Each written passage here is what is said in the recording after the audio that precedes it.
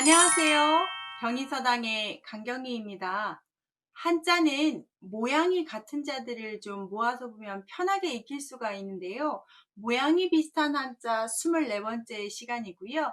천천히 그 모양을 어떻게 구분하는지 한번 설명을 드리겠습니다.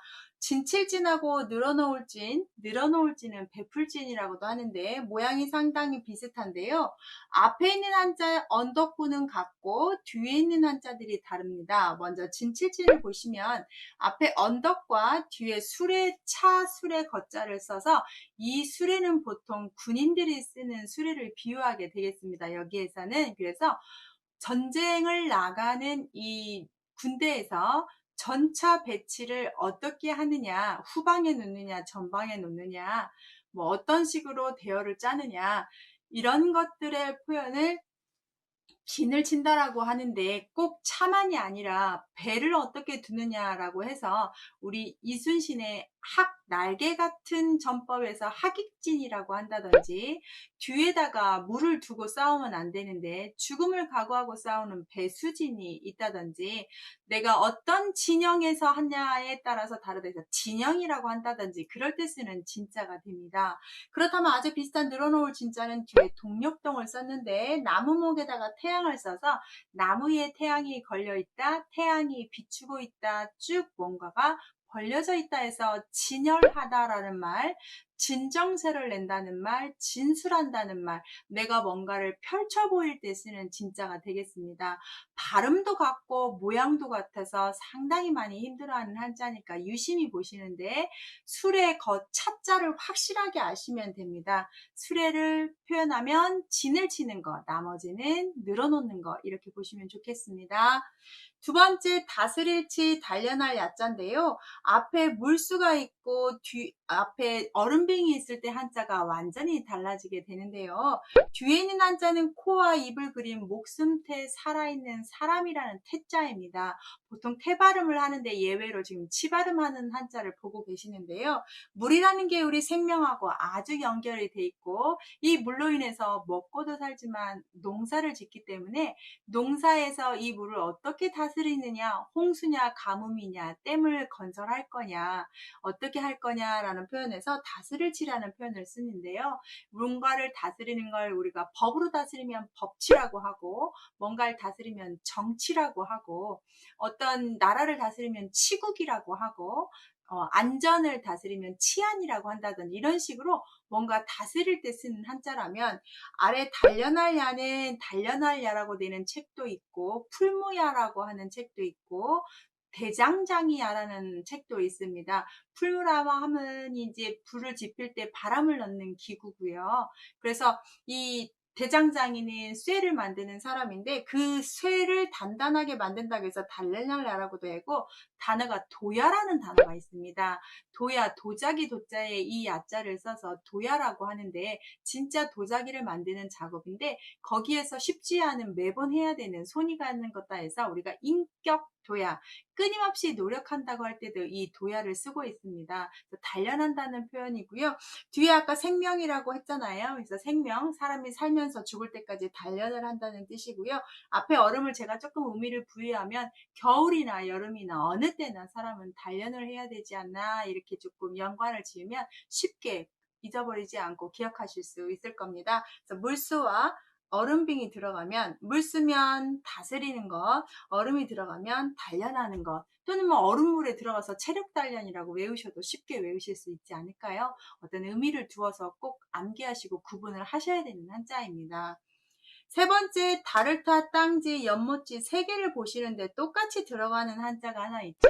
보통 천자문 마지막에 이끼야 또는 조금 아시면 어조사야 이렇게 보시는데 본 한자는 뱀을 표현한 한자입니다.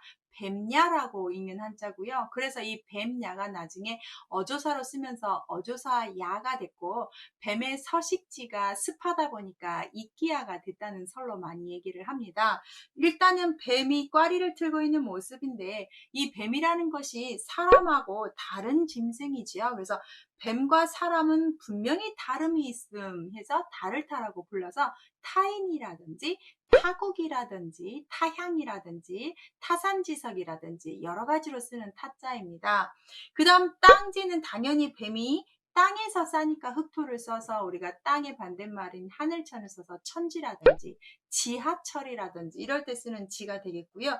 연못지도 뱀은 물에서도 사는 거 아시죠? 물수를 집어넣어서 연못지를 만듭니다. 그래서 연못에 아주 예쁜 연꽃이 많으면 연지라고 한다든지, 연못이 아닌 물을 많이 가다 놓으면 저수지라고 한다든지, 또는 꼭 물만이 아니라 전기를 마른 상태로 가지고 있는 건전지 할 때도 이 지자를 씁니다. 그래서 땅지하고 상당히 비슷하지만 발음도 같지만 물수였느냐 흑토였느냐 사람인이었느냐로 꼭 구분하셔서 뜻을 구분하시고 음도 보시고 이렇게 하셔야 되는 한자입니다. 중간 점검 보시면 진칠진하고 늘어놓을진 구분하시고, 다스릴치 달려날려 보시고, 다를타 땅지 연못지 구분하셨다면 마지막으로 풀울청이 들어간 한자들이 상당히 많은데 이거보다 더 많습니다. 그냥 다 할 수는 없고 집중적으로 할 때는 제가 도금으로 같은 한자 파트에서 한번 더 다뤄드리겠는데 간단히 상용하는 한자들만 보시겠습니다. 풀울청이 들어가서 말글청, 청할청, 뜻정, 갤정, 눈돈자정, 자세할정만 좀 보시겠는데요. 먼저 풀을 청자는 식물이 나고 있는 날생자와 아랫부분에 붉은 딸을 결합했다는 설들이 많습니다.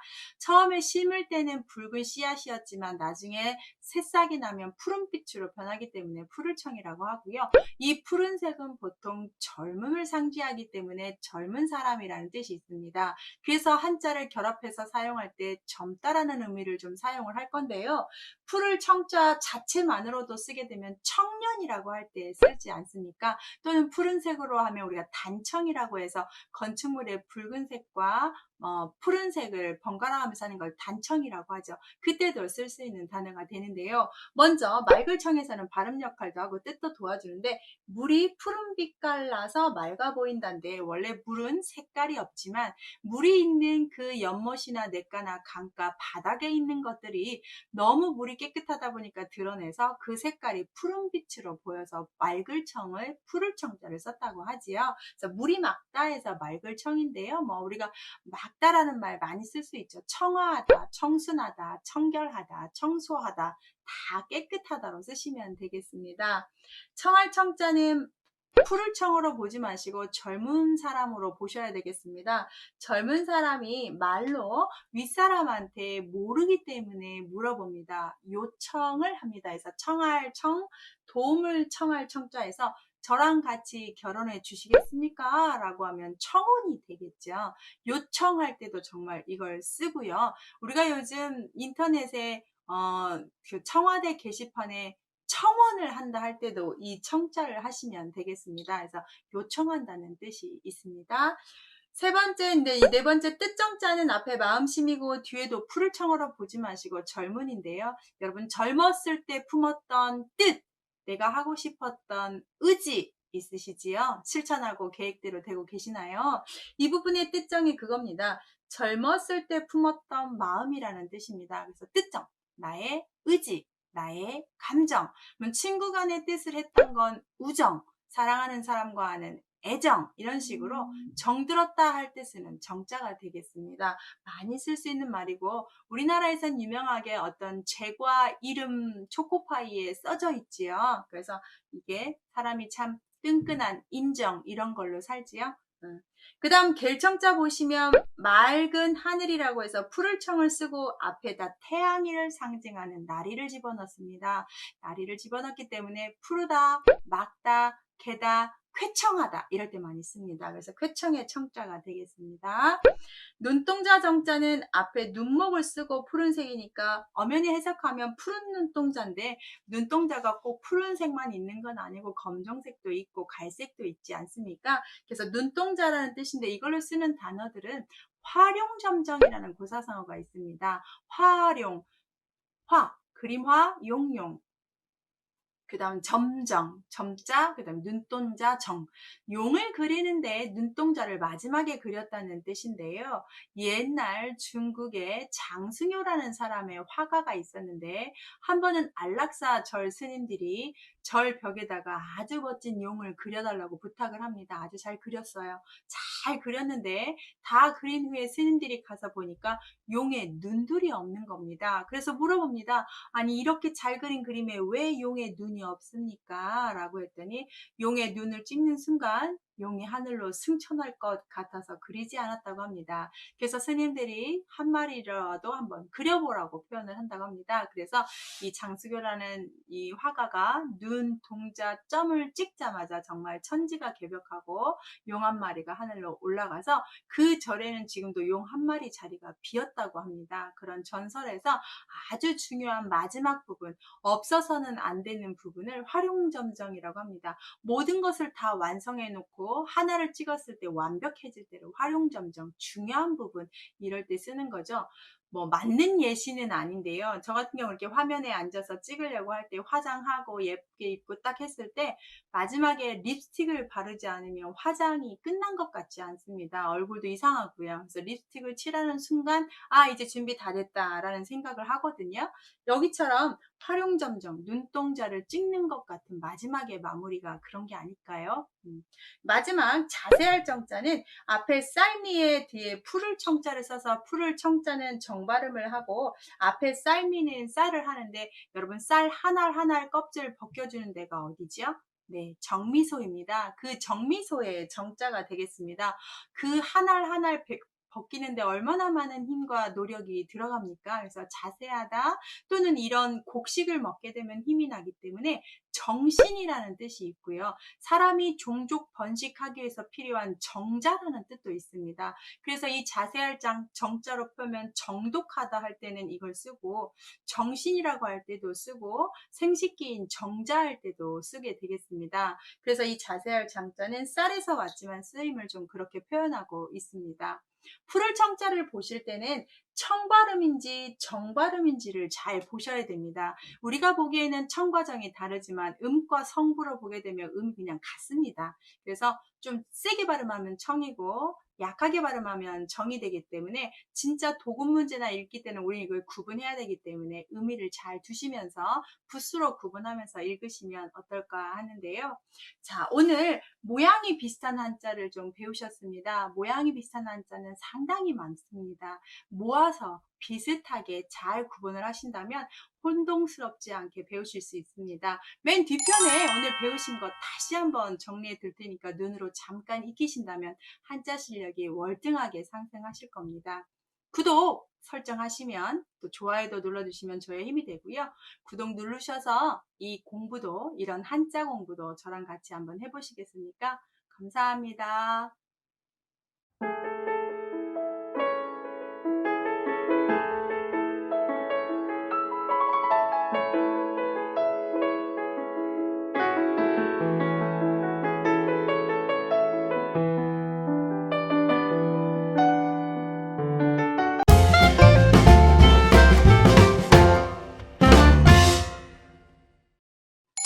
안녕하세요. 경희서당의 강경희입니다.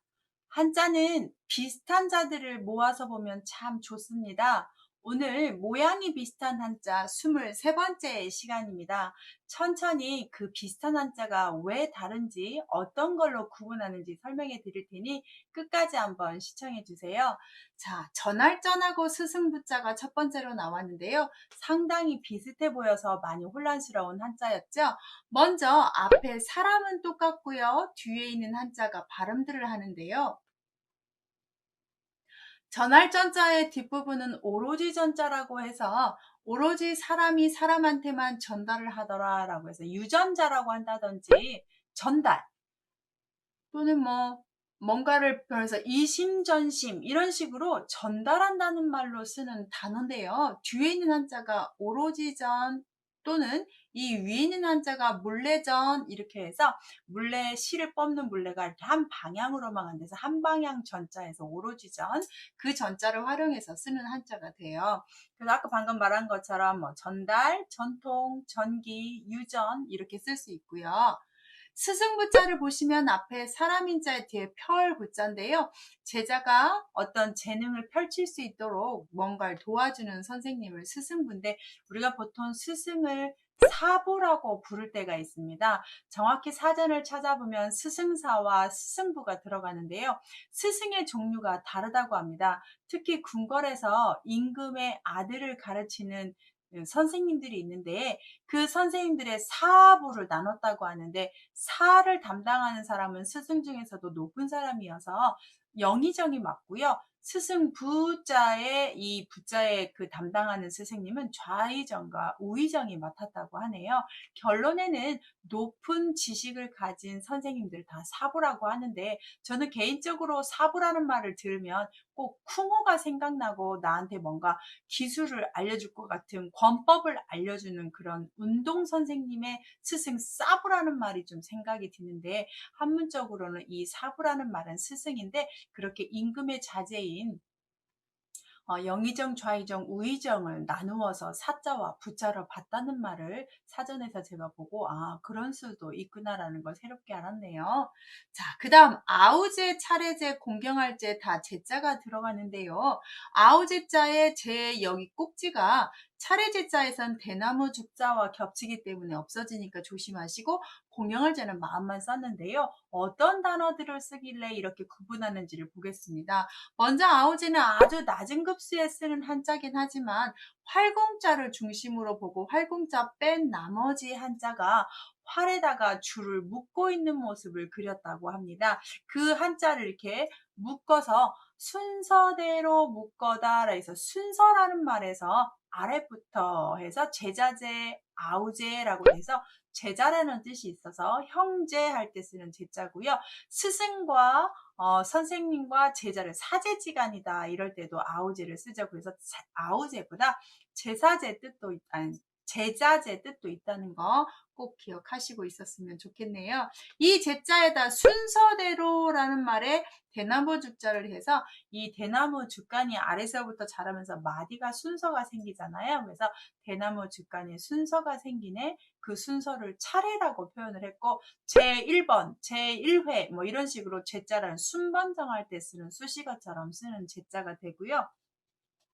이 제자에는 과거제라는 뜻이 있죠. 그래서 과거에서 합격하면 급제했다, 과거에서 떨어지면 낙제했다. 그래서 차례제도 아시지만 과거 시험 제자 있다는 거 꼭 알아두십시오. 공경할제는 당연히 아우, 아랫사람이라면 마음을, 윗사람을 공경하는 마음을 갖고 있어야 된다 해서 공경할 제자인데, 문장 같은 거 볼 때 많이 나오는 단어입니다. 그래서 효도하고 공경하는 것을 효제다고 표현할 때 쓰는 제가 되겠습니다.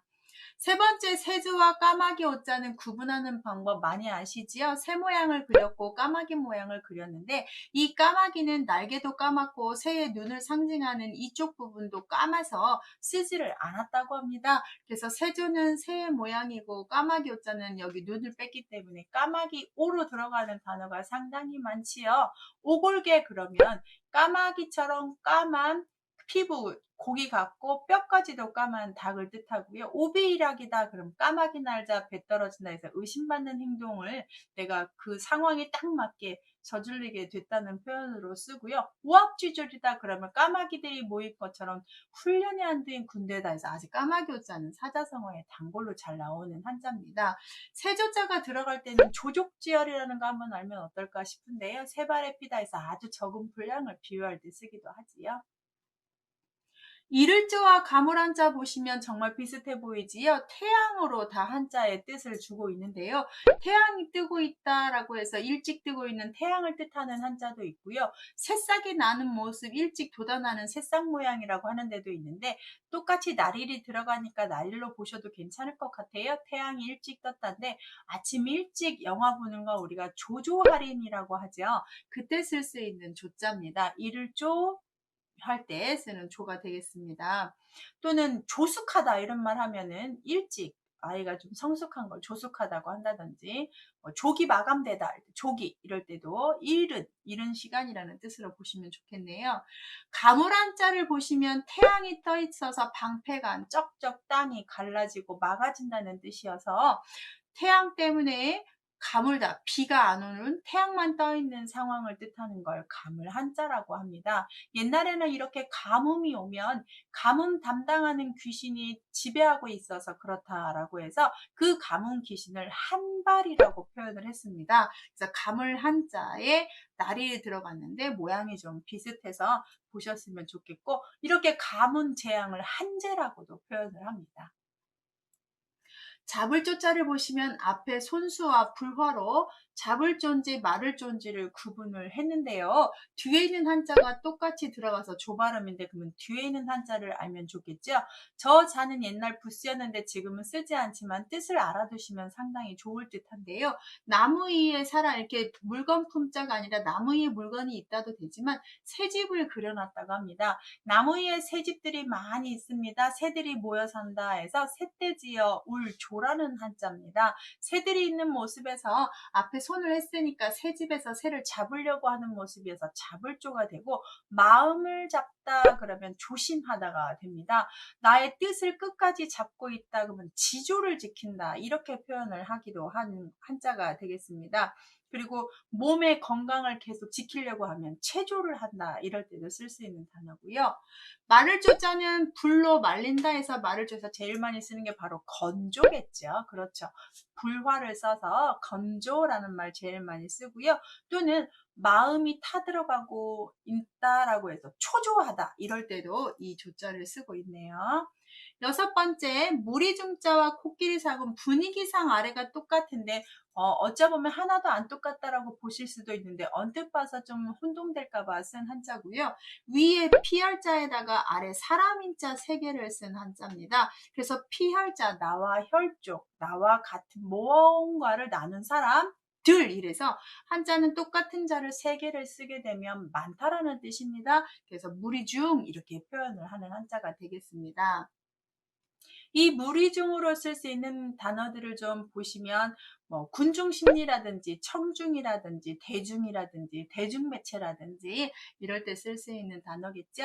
코끼리 상자는 코끼리 모양을 해서 코끼리 코와 귀와 다리 4개와 여기 꼬리를 그린 한자입니다. 코끼리 상자를 가로로 이렇게 눕히면 코끼리 모양이 돼서 코끼리 모양을 그렸구나 해서 모양상이라고도 읽습니다. 그래서 코끼리 상자는 모양상이 있어서 어떤 모양의 현상, 이럴 때도 쓰고요. 코끼리상으로 쓸 때는 상하 할 때 많이 쓰겠죠.